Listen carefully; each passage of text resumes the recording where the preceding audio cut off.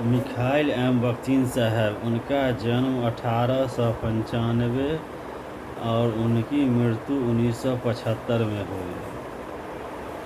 एक धारणा के अनुसार मिखाइल बख्तिन साहब को 20वीं सदी के साहित्य का एक सर्वोच्च सिद्धांतकार और आलोचक माना जाता है। राजनीतिक दशाओं स्टालिन युग, जिनके अंतर्गत उन्होंने लेखन कार्य किया, और उनके लेखन का ऐतिहासिक परिवेश दोनों ने ही बख्तिन साहब को एक महान सामाजिक दार्शनिक बना दिया। दुर्भाग्यवश उनकी कृतियों को उनके मरने के बाद ख्याति मिली।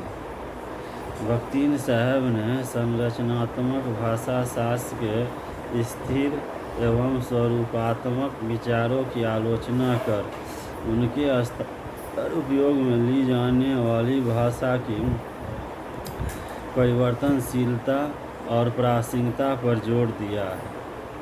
सन 1970 के दशक के बाद समाजशास्त्र में उनकी संवादात्मकता और विषम तर्कसंगतता की अवधारणाओं का प्रयोग किया जाने लगा। बख्तिन साहब का जन्म रूस में हुआ था। उन्होंने सन 1918 में पेट्रोग्रेड विश्वविद्यालय से साहित्य और दर्शन में डिग्री हासिल की। मुख्यतः राजनीतिक कारणों से उन्होंने आत्मनिर्वासन द्वारा गुमनामी का जीवन जिया। उन्होंने एक निर्जन दूरस्थ स्थानों के अध्यापकों के कॉलेज में सन 1936 से 61 तक अध्यापन कार्य किया। राजनीतिक गुमनामी का जीवन जीते हुए भी सन 1929 में उन्हें बंदी बनाकर कजाकिस्तान के जेल में भेज दिया गया, जहां वे 6 वर्षों तक रहे। यहाँ उन्हें पुस्तकों के रखवाले के रूप में कार्य करने के लिए कहा गया।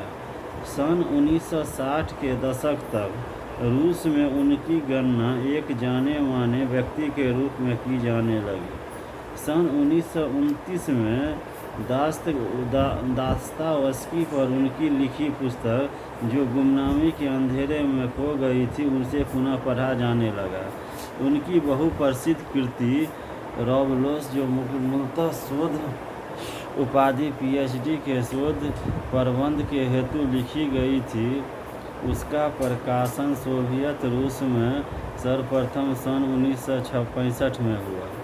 उनके लेखन में पुनः उत्पन्न हुई रुचि ने उन्हें कई विषयों, विशेषतः मानवीय विज्ञानों के दार्शनिक आधारों की खोज जैसे विषयों पर लिखने के लिए प्रेरित किया, किंतु सन 1975 में उनकी मृत्यु के कारण उनकी लेखन योजनाएं अधूरी ही रह गई। बख्तिन साहब के बौद्धिक जगत का रास्ता और उनका लेखन काफ़ी अपवादिक रहा है।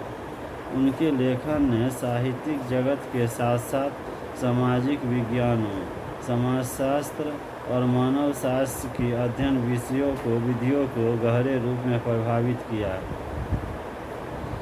बख्तिन साहब के लेखनों को 3 कालों में विभाजित किया जा सकता है।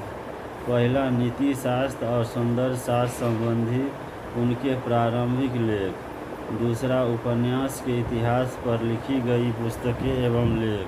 तीसरा, मरणोपरांत छपे उनके लेख, जिनमें मुख्यतः उपन्यास की विद्या की चर्चा की गई है।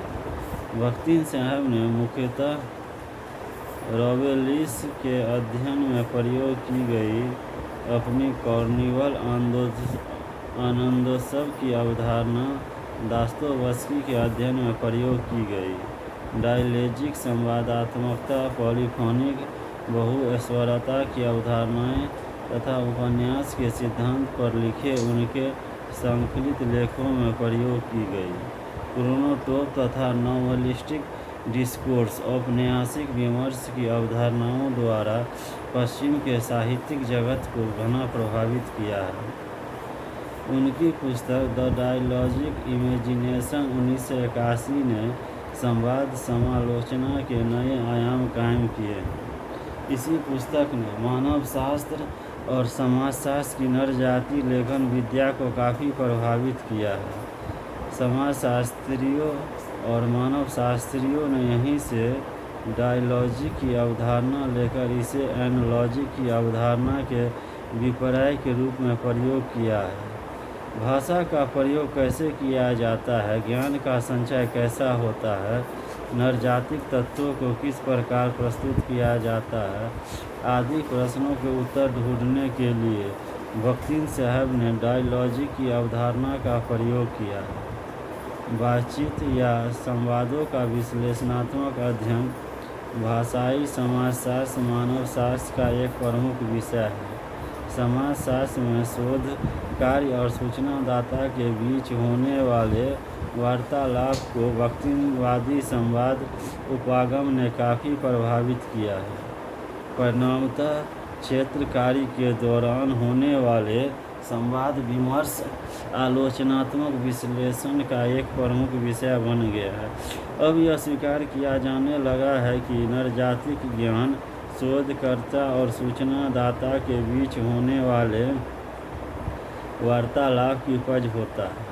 अतः इन दोनों के बीच होने वाले संवादों का व्यवस्थित ढंग से विश्लेषण किए जाने की आवश्यकता है तथा नरजाति शास्त्री और सूचनादाता के बीच जो वार्तालाप संवाद होता है उसे यथावत प्रथम पुरुष वाणी में दिया जाना चाहिए। यह सही है कि बख्तिन साहब ने संरचनावाद और लक्षण विज्ञान सीमियोलॉजी से औपचारिक रूप में दूरी बनाए रखी है, फिर भी उनके लेखन संरचनात्मक उपागम से प्रभावित हुए प्रतीत होते हैं। उन्होंने कलात्मक वस्तुओं के अर्थ को जानने हेतु लेखक कलाकार के अभिप्राय को न जानने की विचारधारा से असहमति प्रकट कर अप्रत्यक्ष तौर पर आपको संरचनावाद के घेरे में आबद्ध कर दिया। इसलिए उन्हें लेवी स्ट्रॉस वादी अर्थ में एक संरचनावादी माना जाता है। Problem of Dostoevsky poetics 1929, Rabelais and his world 1940, the dialogic imagination 1981, speech genres and other late essays 1987। Emily Greenwach 1867 से 1961 नोबेल पुरस्कार विजेता जॉन एडम्स की एक सहयोगी और मित्र एमिली ग्रीनवाच एक अमेरिकी समाजशास्त्री थी। वे विशेषतः महिलाओं, लिंग असमानता, अप्रवासन तथा विश्व शांति के लिए संघर्ष जैसे अपने कार्यों के लिए जानी जाती है। अन्य कई महिला समाजशास्त्रियों की भांति उनके कार्यों की यहाँ तक कि उनके पथ प्रदर्शक प्रकृति के अन्वेषणों की भी समकालीन पुरुष समाजशास्त्रियों द्वारा अवहेलना की गई। वाच साहब ने समाजशास्त्रीय सिद्धांत के क्षेत्र में सांख्यिकी अध्ययनों का प्रयोग तब किया है जब पुरुष अर्धशासित समाजशास्त्रीय जगत में इसका चलन न के बराबर था। ऐसा कहा जाता है कि वे उन प्रारंभिक समाजशास्त्रियों में एक थी जिन्होंने अपने अध्ययनों में भूमिका की अवधारणा का प्रयोग प्रचुर मात्रा में किया है। एडम्स की भांति वाच साहब ने भी 1914 से 18 के युद्ध को खत्म करने के लिए शांति आंदोलन में सक्रिय भूमिका अदा की है। उन्हें अपने इन कार्यों के लिए अपने ही सहयोगियों द्वारा बहिष्कृत कर दिया गया था। यही नहीं, उन्हें सरकार द्वारा भी प्रताड़ित किया गया। परिणामस्वरूप उनका समस्त अकादमिक जीवन चौपट हो गया, किंतु फिर भी उन्होंने शांति के कार्यों को नहीं छोड़ा और निरंतर शांति कार्यों में संलग्न रहे। सन 1914 से 18 के बाद जब राष्ट्र संघ की स्थापना हुई, बाद में संयुक्त राष्ट्र संघ, इसमें वाच ने कई महत्वपूर्ण पदों पर काम किया। वाच ऐसी द्वितीय महिला थी, पहले जॉन एडम्स जिन्हें शांति पुरस्कार प्राप्त करने का सौभाग्य प्राप्त हुआ। Public assistance of the four incomes 1893, study of condition of city life 1903, our Serbic fellow citizen 1910, beyond nationalism the social thought of Emily Greenwach, woman at the hub which John Adams 1915।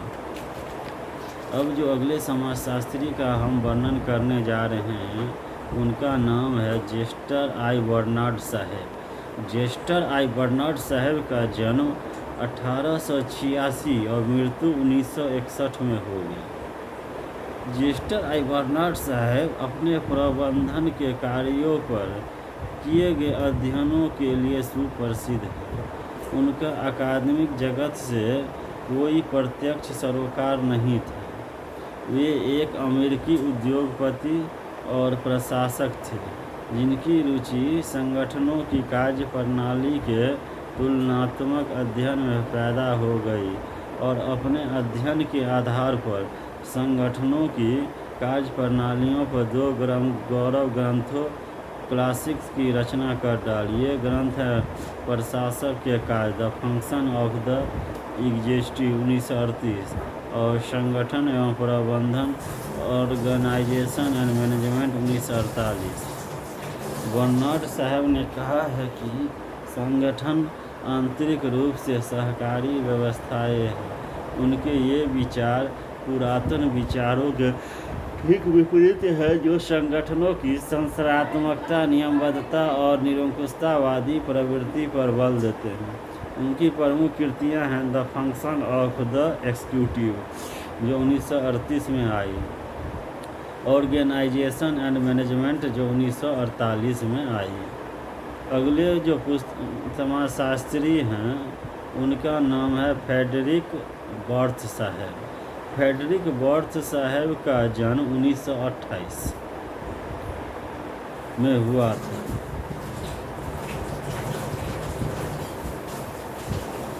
Chicago और Shiloh Cambridge विश्वविद्यालय में प्रशिक्षित Frederick birth साहब ने कई स्थान पर शोध कार्य किया है।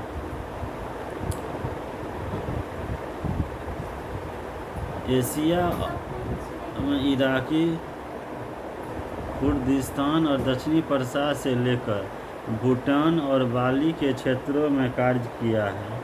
उनकी प्रथम पुस्तक स्वात पाठनों में राजनीतिक नेतृत्व 1959 को तत्कालीन संरचनात्मक प्रकाशवादी उपागम की आलोचना पर एक महत्वपूर्ण दस्तावेज कहा जा सकता है। बर्थ साहब ने खेल सिद्धांतों और कर्ता केंद्रित महत्तम वृद्धि मॉडल के आधार पर राजनीति का विश्लेषण सामाजिक एकीकरण के साधन की अपेक्षा व्यक्तियों द्वारा शक्ति को अधिकाधिक बढ़ाने के एक उपकरण के रूप में किया है।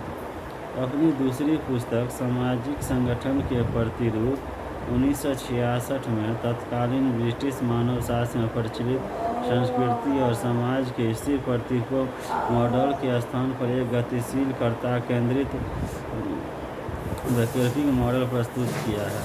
बर्थ साहब ने नरजातियां के अध्ययन से संबंधित कई पुस्तकों जैसे नरजातीय समूह और सीमाएं 1969 और माप और सामाजिक संगठन 1978 का संपादन भी किया है। सन 1970 के बाद उन्होंने मुख्य रूप में ज्ञान के वितरण और समाज एवं संस्कृति पर इसके प्रभाव के विषय पर कार्य किया। सन 1975 में उन्होंने बक्टमैन लोगों में कर्मकांड और ज्ञान और न्यू गिनी में क्षेत्र कार्य के आधार पर सन 1987 में निर्माणाधीन ब्रह्मांडकीय और 1993 में बालीवासियों के बीच नामक पुस्तक लिखी है। Political leadership among Swat पाथन्स,